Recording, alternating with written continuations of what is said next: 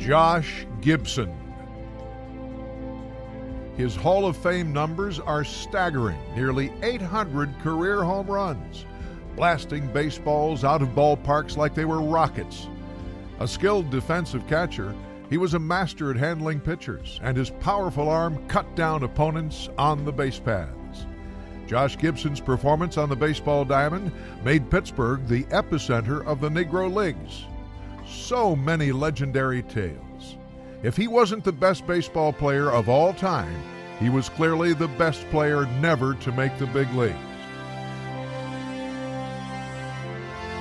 Who was Josh Gibson? You have to go back to the very beginning to understand Josh Gibson, the legend behind the plate. This documentary is for all races. Our goal through the foundation is education. We want to use this to educate the youth, not only on Josh Gibson, but the Negro League. We feel like this is a very, very important part of our history, whether you're Black, Asian, white, Hispanic. This story of Josh will be from beginning to end, beginning going to Buena Vista, from Buena Vista to DC to Pittsburgh. It covers all parts of his life. Josh Gibson was born on December 21st, 1911 in Buena Vista, Georgia. His parents, Mark and Nancy Gibson, were sharecroppers in this rural southern town. Josh, the oldest of 3 children, had 2 younger siblings, his brother Jerry and his sister Annie. In the segregated South, job opportunities were limited for African Americans.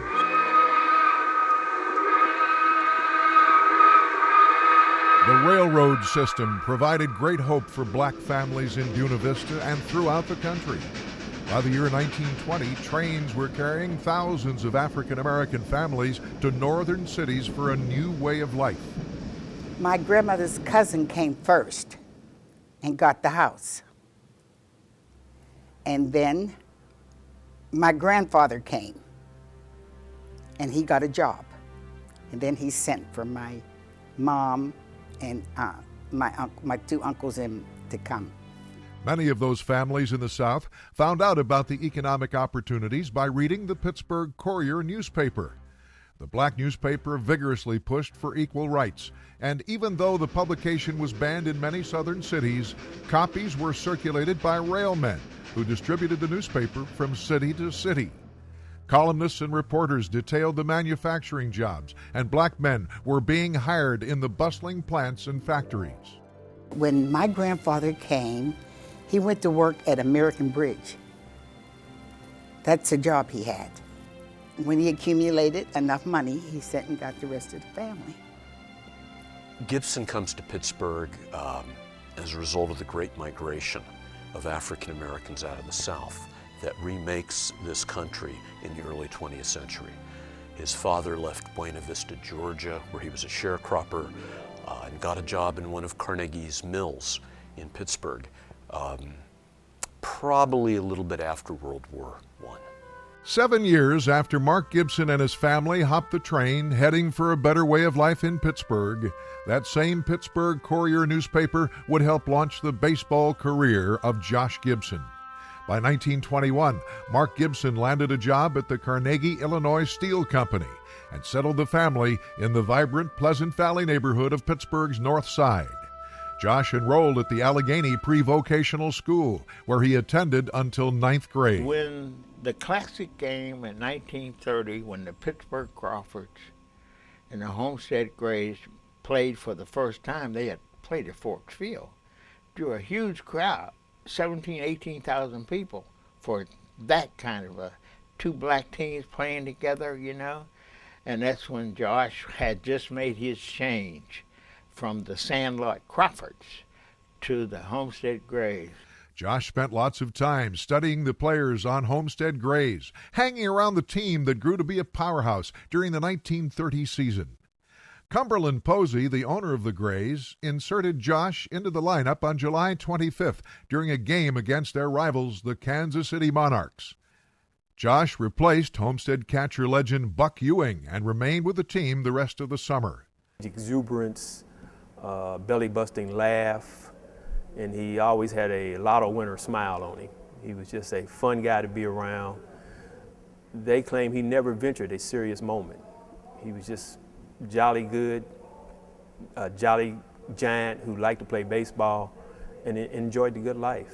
Not a serious fella, a wonderful teammate, and a pleasure to be around. And that's the Josh Gibson that they told me about.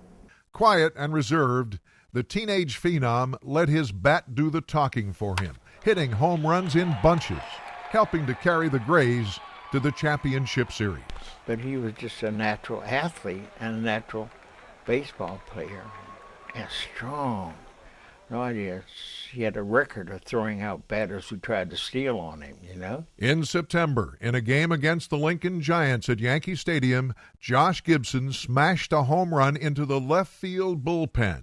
Newspaper reports claimed the monstrous blast traveled more than 500 feet, calling it the longest homer ever hit, farther than Babe Ruth and Lou Gehrig. Josh became an instant hero. Newspapers reported his every move, and as Josh and the Grays barnstormed throughout the country, fans filled ballparks. In 1939, Clark Griffith, who owned the Senators, called Josh Gibson and Buck Leonard, his teammate from the Grays, into his office and said, how would you boys like to play in the major leagues? And they said, well, we'd like it fine. And he said, do you think you could hit these pitchers? And they said, well, some of them we could, some of them we could. We probably couldn't. We're like anybody else. And so Griffith then said, well, as soon as somebody else signs a black player, then I'll come calling.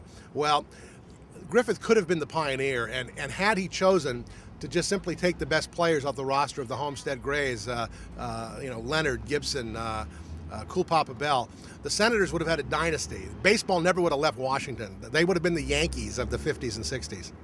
I tell the people and the kids, think positive how where we come from, that you can do a lot better than we did, and because we made it possible that you can play in any league, anywhere you want to now.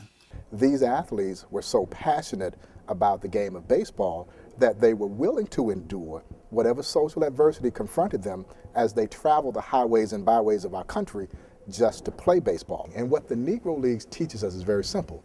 In this great country of ours, if you dare to dream, you can do and be anything you want to be.